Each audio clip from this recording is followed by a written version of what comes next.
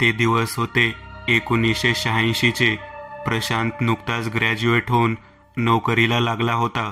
पिरंगूड जवळच्या एका कारखान्यात तो स्टोअर कीपरच्या पदावर लागला होता. आई वडील सोलापूरला होते. तिकडं शेतीवाडी होती. पण शिक्षणासाठी प्रशांत पुण्याला आला आणि इथलाच होऊन गेला. आता तो शहरी जीवनाला चांगला सरावला होता. त्याला गावाकडे जायची इच्छा राहिली नव्हती. त्यातच नोकरी लागल्यामुळे आता लग्नासाठी विचारणा होऊ लागली होती. सध्या तो कोथरूडमध्येच एका चाळीत 2 खोल्याच्या भाड्याच्या घरात राहत होता. घरचे मुलगी बघायला ये, सुट्टी घेऊन हा हट्ट धरून होते आणि प्रशांतला पण जायचं होतं. पण त्याला काही महत्त्वाची कामं संपल्याशिवाय सुट्टी द्यायला त्याचा मॅनेजर तयार नव्हता. प्रशांत, मुंबईच्या कन्साइनमेंटचं काम झाल्याशिवाय तुला सुट्टी मिळणार नाही, मॅनेजर म्हात्रे म्हणाला. पण सर, त्यासाठी मुंबईला जावं लागेल. अरे मग जा. मुंबईला जाऊन जर काम लवकर होणार असेल तर तुझाच फायदा आहे. लवकर सुट्टी मिळेल तुला, मॅनेजर हसत म्हणाला. ठीक आहे, उद्याच जाऊन येतो, असं म्हणत प्रशांत केबिनमधून बाहेर आला. दुसऱ्या दिवशी सकाळी तो लवकर उठून आवश्यक ते पेपर्स घेऊन मुंबईला निघाला. सकाळची सिंहगड एक्सप्रेस पकडून तो मुंबईत पोहोचला. माझगाव डॉकयार्डला पोहोचायला त्याला 1 वाजला. तिथलं कन्साइनमेंटचं काम होता होता संध्याकाळ झाली. त्यात पावसाळ्याचे दिवस आणि त्यात मुंबईचा पाऊस. आतासारखी तेव्हा यायला जायला साधनं फार नव्हती. दुपारची डेक्कन क्वीन गेल्यावर थेट गाडी नसायची. आता प्रशांत कसा तरी एसटीवर एसटी बदलत चांदणी चौकापर्यंत आला. एसटीने त्याला चांदणी चौकात सोडलं तेव्हा रात्रीचा 1 वाजला होता. बाहेर मुसळधार पाऊस नुकताच पडून गेलेला होता आणि आता भुरभुर पाऊस सुरू होता. जोराची हवा सुटली होती. ते दिवस म्हणजे असे होते की तेव्हा रात्री 11 नंतर जिथं शहरातील रस्ते ओस पडलेले असायचे तिथं प्रशांत हायवेला उतरला होता.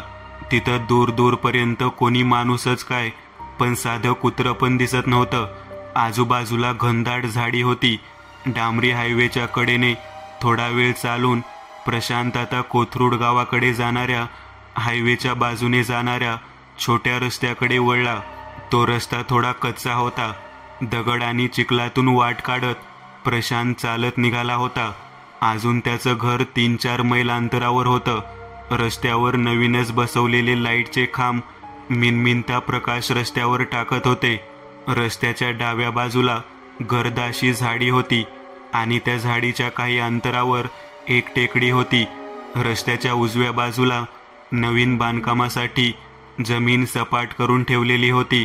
प्रशांत तसा खेड्यातला असल्यामुळे त्याला या अंधाराची आणि या सुनसान वाटेने ये जा करण्याची सवय होती.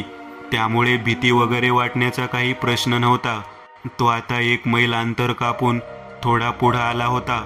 अचानक घुंगरांचा छमछम असा आवाज त्याच्या कानावर पडला आणि त्याने थांबून मागे पाहिलं.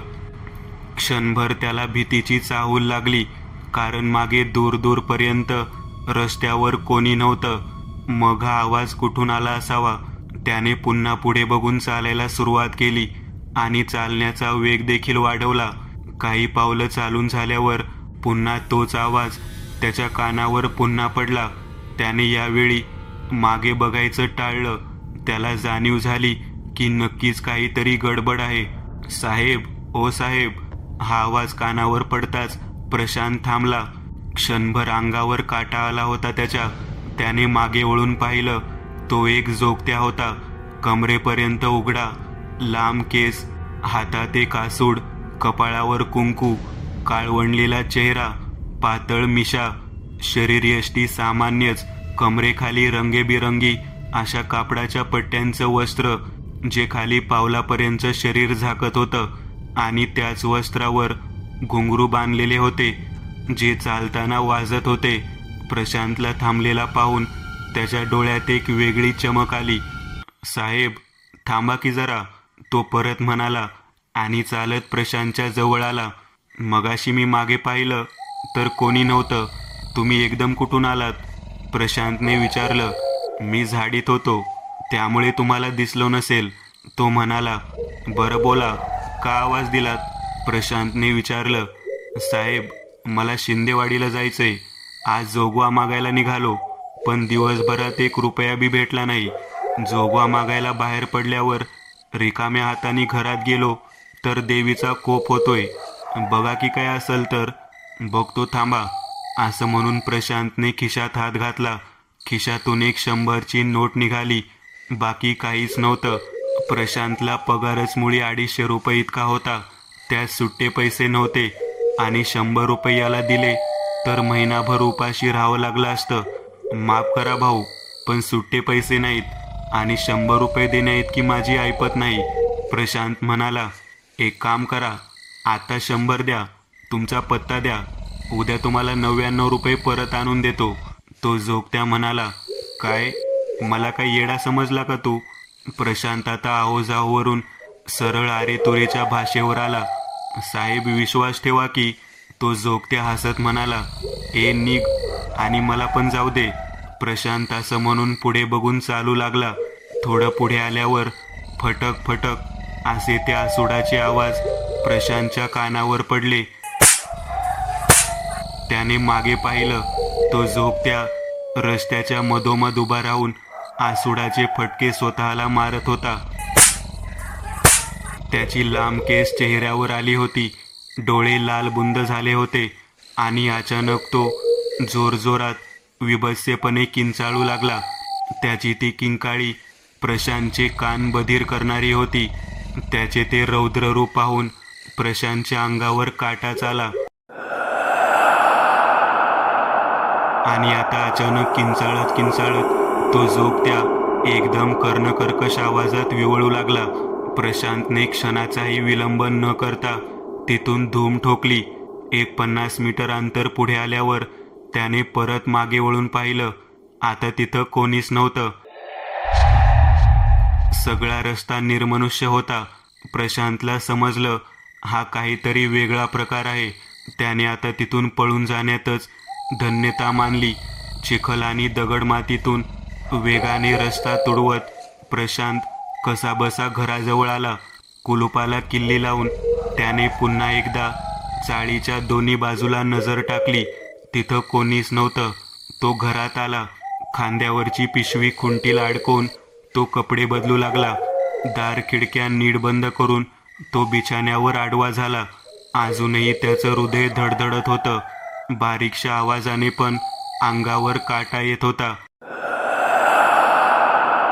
घडलेला प्रकार समजून घेण्याचा तो प्रयत्न करत होता, पण दिवसभराच्या प्रवासात थकलेलं शरीर आता झोपेच्या आहारी जाऊ लागलं. जवळपास रात्री 3ला तोच घुंगरांचा आवाज प्रशांतच्या कानी पडू लागला, पण तो झोपेतच होता. इतक्यात एक फटका फुटल्यासारखा आवाज त्याच्या कानावर आदळला आणि तो दचकून जागा झाला. पण परत तोच आवाज. आसुडाच्या फटक्यांचा तो आवाज होता. प्रशांतने घाबरत घाबरत आवाजाचा वेध घेतला. आवाज आतल्या खोलीतून येत होता. घुंगरांचा आणि आसुडाच्या फटक्यांचा आवाज आता एकत्र येत होता. प्रशांत हळूच आतल्या खोलीत डोकावू लागला. अचानक ते आवाज बंद झाले आणि खोलीत सुद्धा कोणी नव्हतं. प्रशांतने जरा श्वास घेतला. कदाचित हा भास होता बहुतेक. तो खोलीतल्या बेसिनजवळ ठेवलेल्या माठातलं पाणी पिऊ लागला आणि मागे वळाला आणि त्याचं काळीज तोंडाशी आलं, कारण स्वयंपाक खोलीच्या दारातून तो जोगत्या जोरात किंचाळत प्रशांतच्या अंगावर धावून आला आणि अगदी त्याच्या जवळ येऊन थांबला. पण त्याचं किंचाळणं तसंच सुरू होतं. प्रशांतची वाचाच बसली होती. हातपाय गार पडले होते. त्या जोगत्याच्या पूर्ण चेहऱ्यावर कुंकू फासलेले होते. त्याचं तर विभत्स रूप आणि ते किंचाळणं बघून प्रशांतच्या डोळ्यासमोर अंधारी आली आणि तो जागीच कोसळला. सकाळी 8ला बराच वेळ दार ठोठावण्याच्या आवाजाने प्रशांत शुद्धीवर आला. तो बिछाण्यावर होता. उठून दार उघडलं. समोर दूधवाला होता. दूधवाल्याने प्रशांतकडे बघून विचित्र असा चेहरा केला. साहेब, चेहऱ्याला कुंकू का फासले सकाळी सकाळी? असं म्हणून तो दुधाचं पातेलं प्रशांतकडे देऊन निघून गेला. प्रशांत पटकन आरशासमोर उभा राहिला आणि त्याला धक्काच बसला. कारण त्याच्या चेहऱ्यावर कुंकू फासलेले होते. त्याला कळतच नव्हतं नक्की काय चाललंय. त्यात रात्रीचा भयंकर प्रकार आठवून तर त्याचं हृदय अजूनही थरथरत होतं. त्या जोगत्याचं ते किंचाळणं, त्याच्या घुंगरांचा आणि आसुडाचा आवाज अजूनही प्रशांतच्या कानात घुमत होता. उद्या गावाला जाईन तेव्हा गावातल्या देवऋषाकडे जाऊन बंदोबस्त करून घेतला पाहिजे, या विचाराने प्रशांत पटपट आवरून ऑफिसला निघाला. पौंड रस्त्यावर उभा राहून तो कंपनीच्या बसची वाट बघत होता. रस्त्याच्या दोन्ही बाजूला गर्द झाडी होती. भुरभुर पाऊस सुरू होता. समोरून बस येताना दिसत होती. बस येऊन प्रशांत समोर थांबली. छत्री सावरत तो बसमध्ये चढला आणि शेवटच्या सीटवर जाऊन बसला. बस आता हळूहळू त्याच कालच्या कच्च्या रस्त्याच्या जवळून जात होती, जिथं काल रात्री तो जोगत्या प्रशांतला भेटला होता.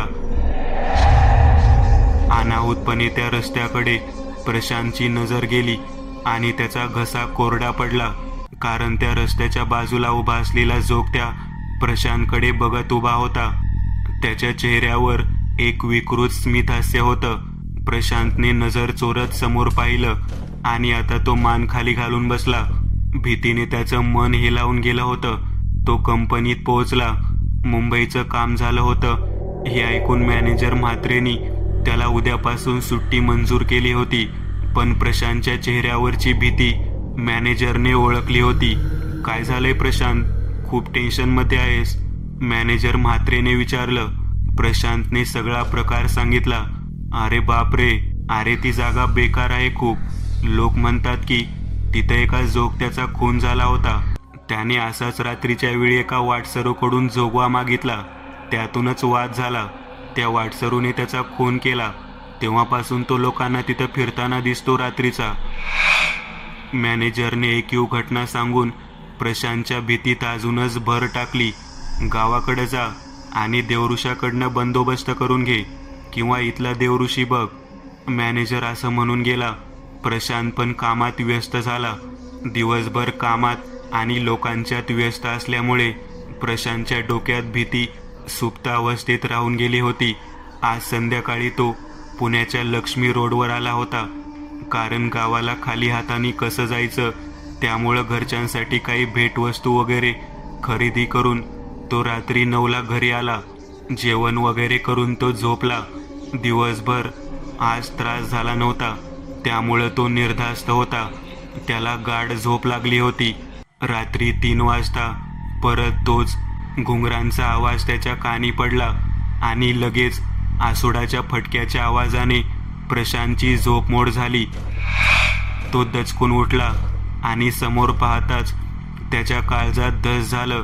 खोलीच्या मधोमध तो जोगत्या केस मोकळे सोडून पाठमोरा उभा राहून स्वतःच्या पाठीवर आसुडाचे फटके मारत शरीराची विचित्र अशी हालचाल करत होता. पायातली घुंगरं जोरात वाजत होती. तो आता प्रशांतकडे वळाला. त्या जोगत्याचा चेहरा कुंकवाने माखला होता. प्रशांतकडे बघून तो जोरजोरात किंचाळू लागला आणि आसूड जोरजोरात स्वतःच्या पाठीवर मारून घेऊ लागला. प्रशांतचं डोकं त्या आवाजाने सुन्न झालं होतं. प्रशांत पण जोरात किंचाळू इच्छित होता, पण तोंडातून आवाजच फुटत नव्हता. आता तो जोगत्या अचानक प्रशांतच्या अंगावर धावून आला आणि प्रशांतला आडवा पाडून त्याच्या छातीवर बसून तो प्रशांतचा गळा आवळू लागला. बिछाण्यावरून खाली पडत प्रशांत जागा झाला. घामाने पूर्णपणे ओलाचिंब झालेला प्रशांत भेदरलेल्या नजरेने आजूबाजूला बघू लागला. खोलीत त्याच्याशिवाय दुसरं कोणीच नव्हतं. प्रशांत स्वतःचं जोरजोरात धडधडतं हृदय सावरत उठला. घशाला कोरड पडली होती. पाण्यासाठी जीव कासावीस होत होता. प्रशांत सावधपणे किचनकडे आला. माठातून पाणी एका भांड्यात घेऊन तो वर तोंड करून पाणी पिऊ लागला. तितक्यात त्याच्या खांद्यावर काही पडल्याचं त्याला जाणवलं. प्रशांतने छताकडे पाहिलं आणि त्याच्या पायाखालची जमीनच सरकली.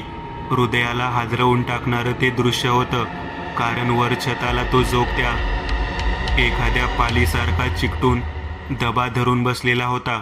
त्याचा पूर्ण चेहरा कुंकवाने माखलेला होता आणि त्याच्या चेहऱ्यावरच्या कुंकवाचा काही अंश प्रशांतच्या खांद्यावर सांडत होता. प्रशांतचे पाय सुन्न झाल्यासारखे एका जागी स्थिर होऊन गेले होते. किंचाळण्याचा व्यर्थ प्रयत्न तो करत होता, पण वाचा बसली होती. मला जोगवा हवाय, मला माझा जोगवा दे. भयानक अशा आवाजात तो तसाच छताला चिकटलेल्या अवस्थेत म्हणाला आणि विभत्सेपणे खिदळू लागला. प्रशांतने होती नव्हती ती सर्व ताकद लावली आणि किचनमधून बाहेर आला, पण त्याची धाव त्या जोगत्याच्या पुढे नव्हती. बाहेर खोली तो त्याच्या आधीच उभा होता. आसुडाचे एक एक फटके स्वतःवर मारत तो अचानक किंचाळू लागला आणि तसाच किंचाळत प्रशांतच्या जवळ येऊ लागला. यावेळी मात्र प्रशांतच्या पूर्ण शरीराला लकवा मारल्यासारखा प्रशांत जागीच गोठून राहिला. प्रशांत आता कळवळून रडू लागला.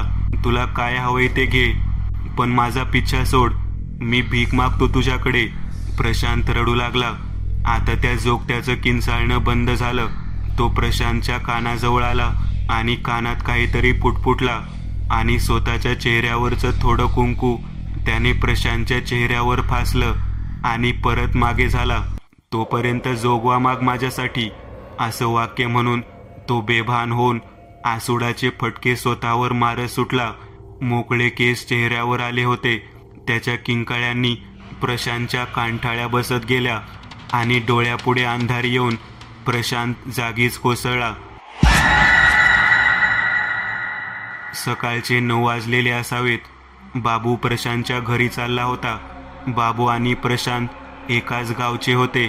प्रशांत बरोबर गावाला काही वस्तू पाठवायच्या होत्या म्हणून बाबू प्रशांतकडेच येत होता.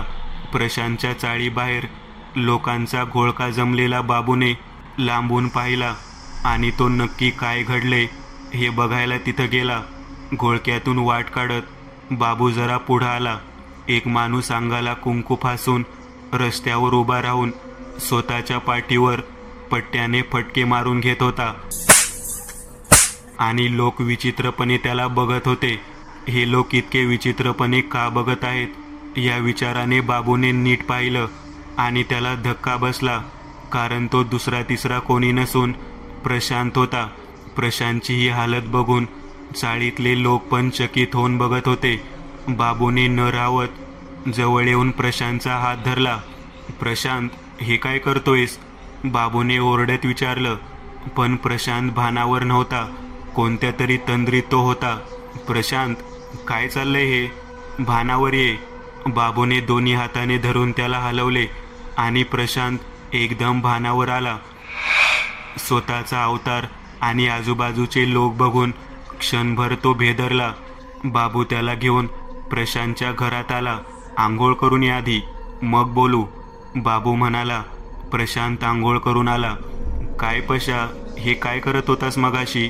बाबूने विचारलं. प्रशांत रडकुंडीला आला आणि त्याने घडलेला प्रकार बाबूला सांगितला. बापरे, हा तर भयानक प्रकार आहे. काहीतरी बंदोबस्त केला पाहिजे. त्याआधी मला सांग, हा प्रकार घडला कुठं? ती जागा दाखव. बाबू म्हणाला. तो मला रोज त्रास देतोय, दिवसा रात्री. त्याला फार काही नकोय, एक छोटी गोष्ट हवी आहे. प्रशांत रडू लागला. त्याला नक्की काय हवंय? बकरं, कोंबडं का अजून काही? बाबूने विचारलं. नाही, त्याला फार काही नाही. 1 रुपया किंवा त्यापेक्षा एक जास्तीचं नाणं जोगवा म्हणून हवंय, पण त्याच ठिकाणी, त्याच वेळी, ज्यावेळी तो मला भेटला होता. पण माझ्याकडून नाही चालणार आता, कारण मी त्याचं रूप बघितलंय. दुसऱ्या कोणाकडून तरी.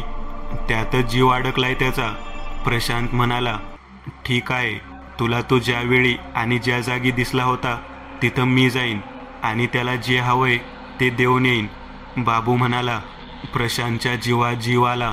आत किचनमध्ये तो जोगत्या हे सगळं ऐकून विकृतपणे हसत होता. रात्र झाली. बाबू 1 वाजता त्या कच्च्या रस्त्यावर जाऊन उभा राहिला. प्रशांत त्याच्या बरोबर गेला नव्हता.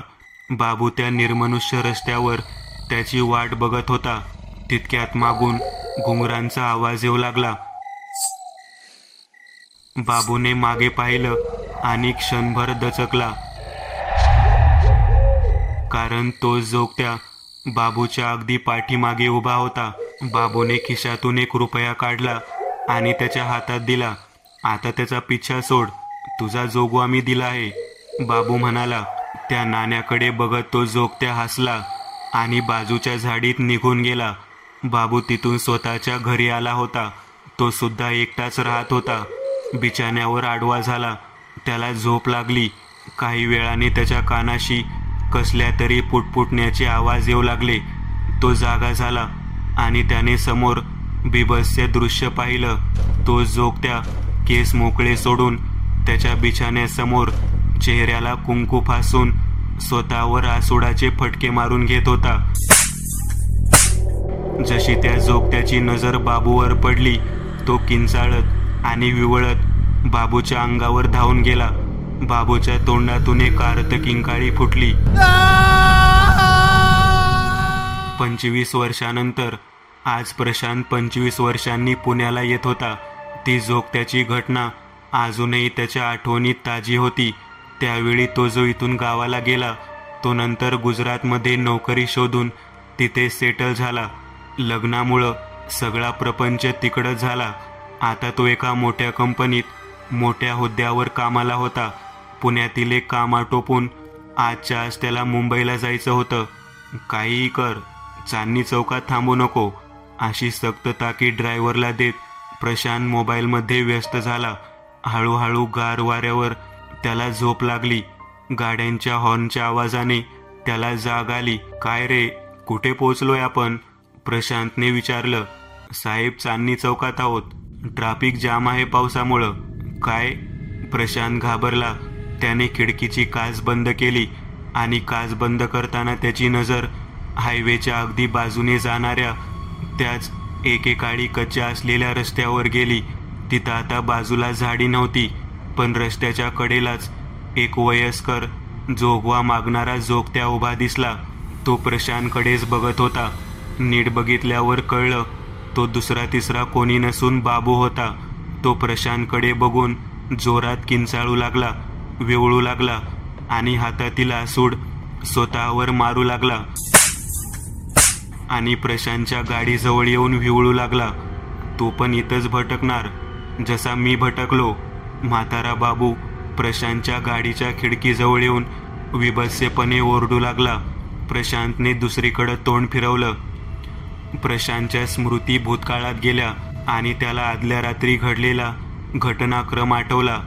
तुला काय हवंय ते घे, पण माझा पिच्छा सोड, मी भीक मागतो तुझ्याकडे, प्रशांत त्या जोगत्याला विनवणी करत होता. तो जोगत्या प्रशांतच्या जवळ आला. त्याच्या कानाशी येऊन तो हळूच पुटपुटला. तुला सोडतो, पण एका अटीवर, मला दुसरं झाड दे, कायमचं. तो जोपर्यंत मिळत नाही तोपर्यंत जोगवा माग माझ्यासाठी. ही त्या जोगत्याची शेवटची वाक्य प्रशांतला आठवली आणि प्रशांतला स्वतःच्या कपटी वृत्तीची कीव करावीशी वाटली. प्रशांतने ती अट मान्य केली होती आणि बाबूला बळीचा बकरा केला होता. बाबूला त्या जोगत्याने झपाटलं होतं. त्यातच बाबूचा मृत्यू झाला होता. बाबू गेली 25 वर्ष त्या जोगत्याच्या प्रभावाखाली राहिला होता. गेल्याच आठवड्यात बाबूने त्याच रस्त्यावर स्वतःचा जीव सोडला होता. गेली 25 वर्ष बाबू त्या जागी लोकांना जोगवा मागताना दिसायचा, पण मृत्यू होऊनही बाबूचा आत्मा तिथंच भटकत होता, जोगवा मागत फिरत होता. कदाचित बाबू प्रशांतचीच वाट बघत होता आणि आज त्याच्या मुक्तीचा दिवस होता. प्रशांतने काच खाली केली आणि बाबू समोर हात जोडून रडू लागला. मला माफ कर बाबू, मी चुकलो. प्रशांतचा ड्रायव्हर इकडं तिकडं बघत होता की साहेब कोणाशी बोलत आहेत, पण त्याला कोणीच दिसत नव्हते. बाबूचा आक्रोश हा एका मापी संपणारा नव्हता. बाबू जोरात किंचाळू लागला, रडू लागला. त्याच्या किंकाळीतून 25 वर्षाची तळतळ होती. बाबूच्या आर्त किंकाळीने प्रशांतच्या छातीत कळ आली आणि तो गाडीतच गेला. आता प्रशांतचा आत्मा दररोज रात्री त्या जागी जोगत्याच्या रूपात फिरताना लोकांना दिसतो आणि जोगवा मागतो. मित्रांनो, आज पुरतं एवढंच. तुम्हाला जर काही गोष्ट आवडली असेल तर नक्की लाईक करा तुमच्यापैकी बरेचसे जण व्हिडिओ लाईक न करताच पळून जातात. पण हा जर व्हिडिओ तुम्ही लाईक केला तर मला जरा बरं वाटेल आणि असेच भारी भारी व्हिडिओ बनवायची माझ्यात एनर्जी येईल. त्यामुळे नक्की लाईक करा आणि अजूनही कोणी या चॅनलला सबस्क्राईब केलेलं नसाल तर लगेच सबस्क्राईब करून टाका आणि बाजूची घंटी ती मात्र दाबायला विसरू नका. देवाची घंटी आहे ती. चला तर मग पुन्हा भेटूया अशीच एक आगळी वेगळी गोष्ट घेऊन पुढच्या